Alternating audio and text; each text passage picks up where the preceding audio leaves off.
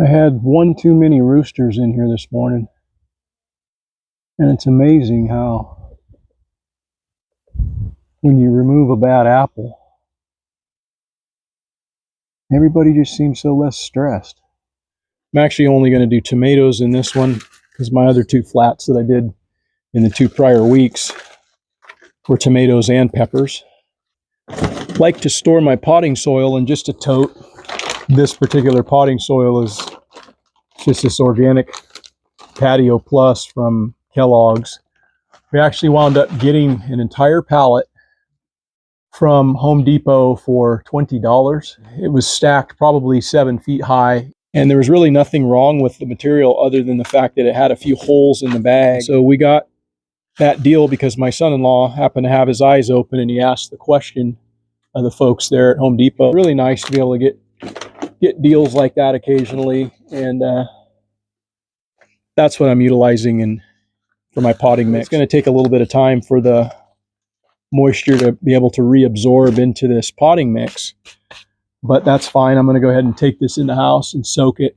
I'll wind up hitting it from the top and soaking it that way, and then I'll put water in the bottom so that it'll be able to absorb into this.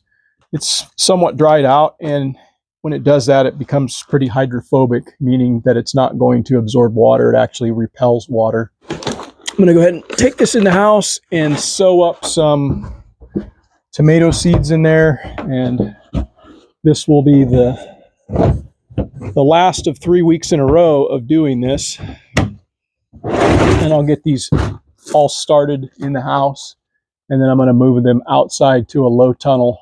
Once the temperatures warm up a little bit more, we're still expected to get cold temperatures and frost moving forward, and we're not out of winter yet, but I anticipate it's starting to already feel like spring. There's a lot of wildflowers that are blooming, and trees are starting to try to break dormancy. So obviously the longer daylight hours are signaling to the plants it's time to go. And then we have had some temperatures, hovering around 70 degrees. It won't be long now before we'll be able to transplant stuff like this. So after we get out of the frost, sometime probably middle of April, these plants should be good to go. And I'll show you what I got going on inside.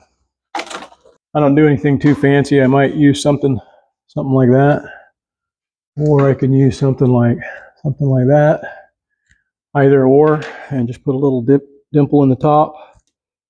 I go down about a 1/4 of an inch.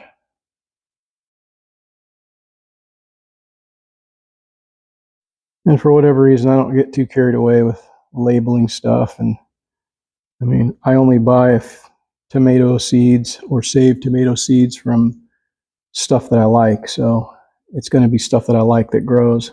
I like Better Boy. I like Roma. I like Beefsteak and Abe Lincoln. Once I get at least 2 seeds per cell, I like to go ahead and cover it and then just kind of tamp it lightly.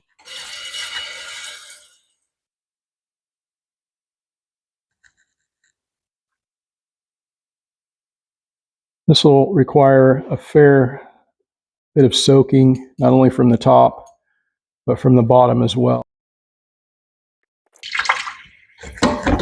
I'll put water in the bottom of this tray to allow this potting soil to start to uptake the water from the bottom up, and then I'll give it another soaking. There's probably about a 1/2 inch of water in the bottom of this tray, and that will continue to soak up and absorb into this potting mix.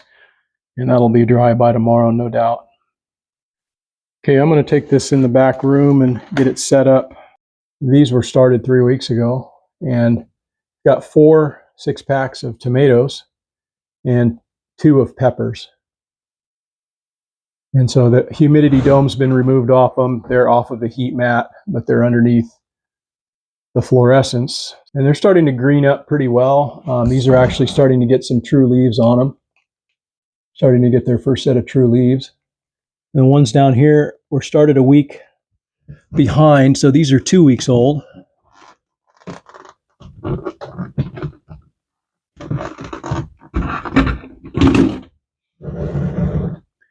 And all the tomatoes are up pretty nicely. I've already come through and thinned those So now there's just one tomato in each cell, but there was probably 3 or more in just about every one of these cells. This is one that did not germinate.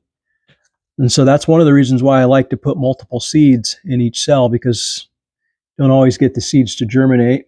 And I want to make sure that all of these are filled up. These are still working their way up. These peppers, they're always slower behind the tomatoes. They're going to take longer to get up and out of the ground.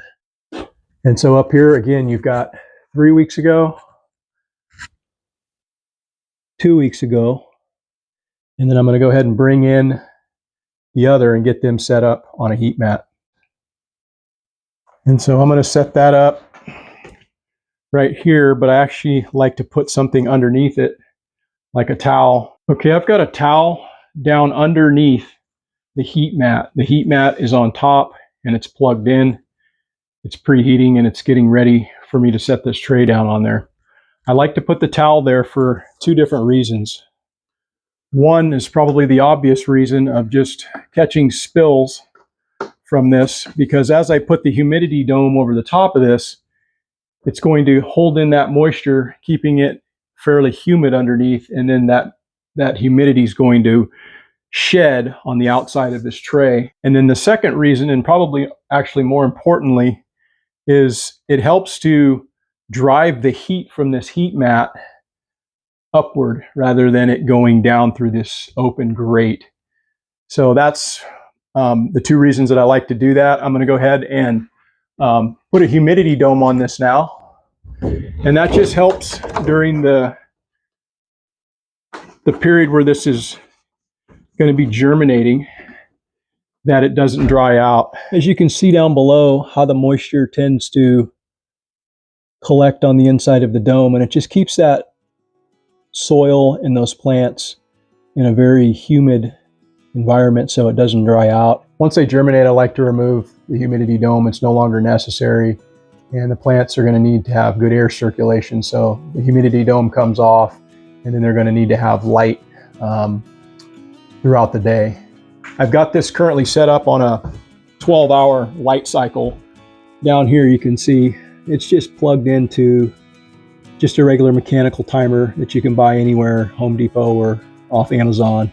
But that's how I run this system when I'm germinating. And then I also utilize this same rack system for my hydroponics when I'm doing cracky hydroponics. 4 or 5 days, those tomatoes will start to show, and then the peppers will be another 4 or 5 days beyond that. Probably within about 9 or 10 days, those peppers will start to show. In a few weeks' time, I'll be able to bring them out to this low tunnel to begin to harden them off in preparation for this summer's planting season. Garlic's coming.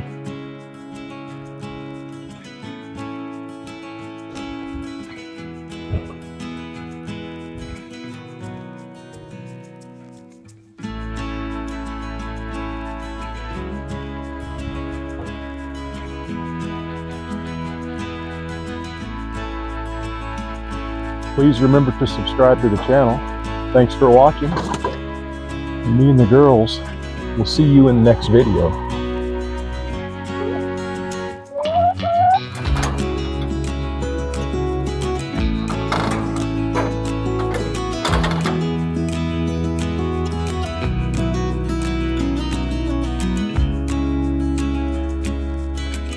Night, y'all.